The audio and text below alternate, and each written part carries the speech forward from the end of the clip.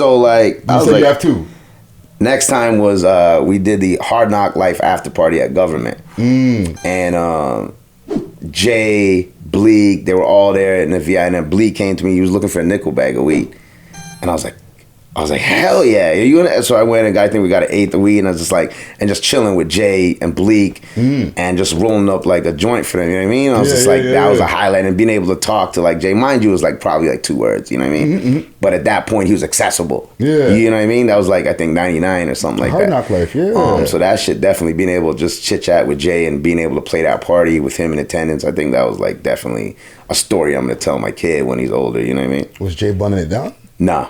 No, he wasn't smoking. I don't think he smokes, man. Like, well, at least he wasn't smoking there. No, he says in his lyrics every once in a while. Nah, he wasn't smoking there. The rest of the men, like, I mean, think like State Property man were there, maybe even before that.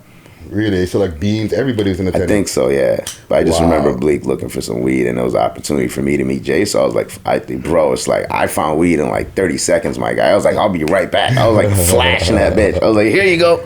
I was like, can I come back there with y'all? Yeah. And then Mr. West comes in, and then what happens with Mr. West? That was no, he wasn't around. That was another time. Okay. Two stories right there. Okay. So like, I thought you had another spaz out. No.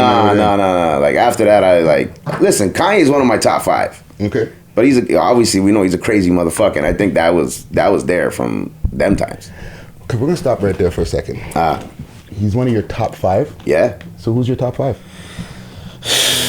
I don't want to catch any flack for this. Hove. Okay. Number 1. I could I might not be able to put the rest in order, but I could say Hove sits at number 1. Fuck, man. Ye. I think Ye's a genius. Like I think, and I say this a lot of time, and people look at me crazy. I think Ye will go down in the books next to Beethoven and Mozart. I think like when 100 years or 200 years from now, people will mention Beethoven, Mozart, and Kanye West in the same sentence. You know what I mean? Because he's not just a rapper. He's a composer, a producer, a writer, a fashion icon, a visionary. Even though some of his shit's mad crazy, he's still a visionary. And Mozart, everybody thought Mozart was crazy, or you know what I mean? So I put Kanye in that lane, and I'll put Drake in that lane for sure. Okay. Top 5. I think my top 5 has shifted and changed a little bit, and Drake has found his way in there. And I remember when I used to tell cats back in the day, I'm like, yo, Drake is gonna be as big as Jay-Z. Motherfuckers would laugh at me, my guy, like straight out laugh at me, like clown the fuck out of me. That was the question. Imagine saying shit like that. Imagine saying back in 2008 or 7 or 6, yeah, Drake is gonna be as big as Hove. You seen it? You seen it? Yeah, no, from the first mixtape. How did you know? I mean, homie gave me the mixtape, and through a mutual friend of ours, shout out to my guy Brendan, who was managing him at the time, just had put me onto the music. And I remember listening, I think it was Room for Improvement. It was by DJ Smalls. I remember listening to the shit on my way to a gig in London. I looked at Juice, and I was like, yo, ain't nobody, even at that, where his flow was at that point, nobody out of the country had ever, like, come close to that kind of flow. Like, just the wittiness, like, just the cadence, just everything that was happening. I'm like, yo, this kid is special. And then to know that he comes from a talent background, so he has a little bit of sense. It's not like everything's all new to him because he's an actor. So you've already been you've been in the entertainment industry, so you have a grasp of it. Put 2 together, and look what we get now, right? So I knew right away from that first listen, I was like, this is some this is some different shit. Like I was excited as fuck. Did you ever think that, like where we are now with the whole Toronto scene, right? Did you think that it can get to where we are now? Never, bro. Like, never. Especially being there and the frustrations of, you always had to get acceptance from the other side, right? From south of the border. And they always, like, they clowned us. Let's be honest. They clowning the way we talk.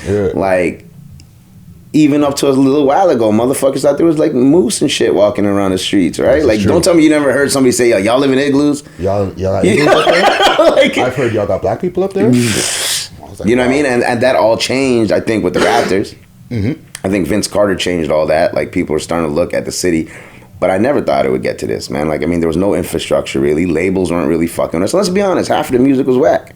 Especially the music that was getting played on the radio. You know what I mean? Like shit was weak. It wasn't up to par. There was definitely some cats who had it, you know, who was made it move. Like Cardi did his thing and opened up doors. But for the most part, the music wasn't up to par. Yeah. At least to a point where it was going to be accepted south of the border. Yeah. So obviously, when a boy comes through and kicks down those doors, and I think the main thing has happened is you get kids that look up to somebody and say, "Shit, that's possible." I can rap. I don't think that was the case back in the day. There was nobody that you were looking at that was super successful that was going to motivate you to be a rapper. Yeah, a millionaire type of thing. Like one of the most successful artists to ever walk the planet. Yeah, like that's the discussion we're having, right? Yeah, like he's the awards, the records, the Billboard, everything. Like he's one of the most successful artists ever. Yeah.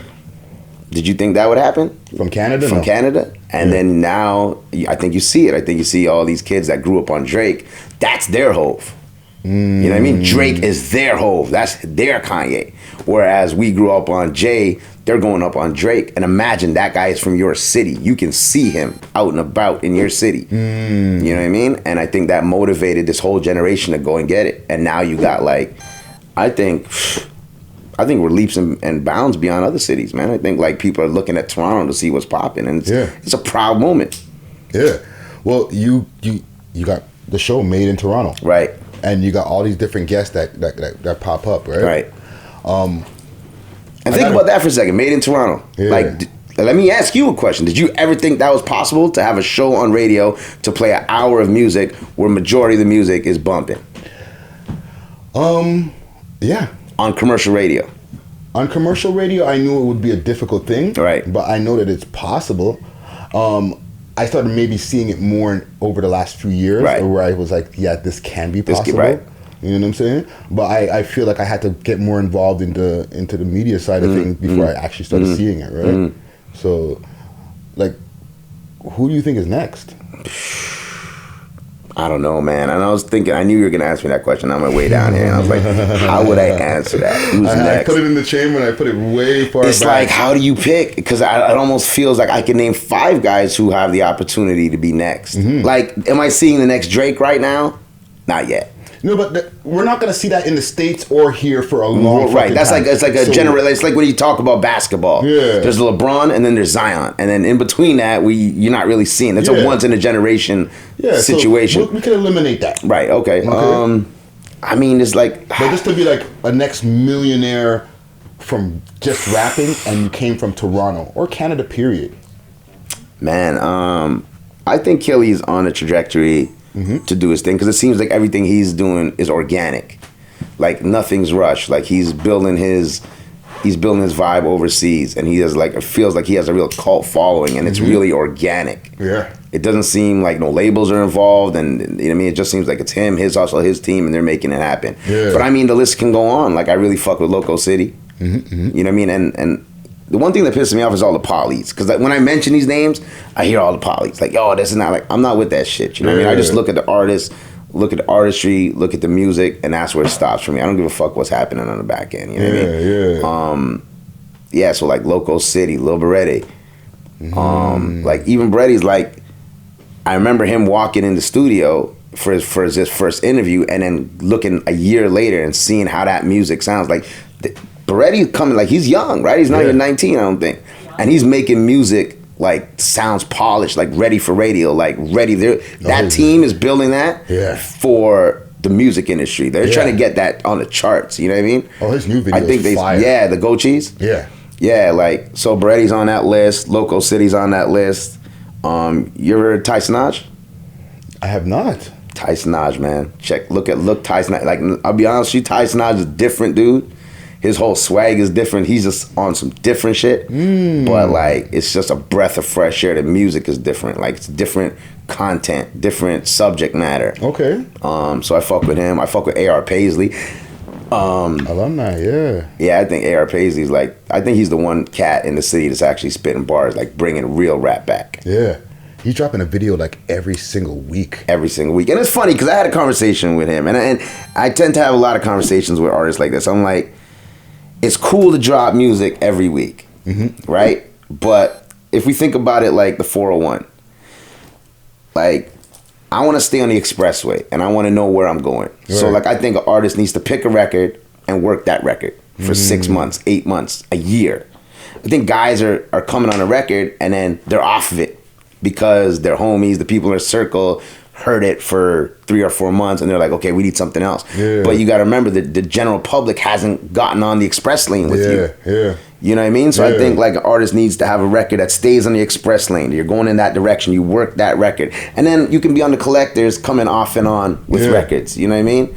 You could bless them with a few records, but you got to work that one record. Yeah. And it's funny because I was having a chat with like Paisley's team and I'm like, yo, man, I really want to see this from y'all because I think homie has the ability to really get traction. Mm-hmm. But this goes for majority of all the artists. You know what I mean? I don't think any artists here in the city are really like dropping a record and sticking with that record. Yeah. To the point where it becomes overly familiar with the world. Yeah. You know what I mean? It can't just be your city.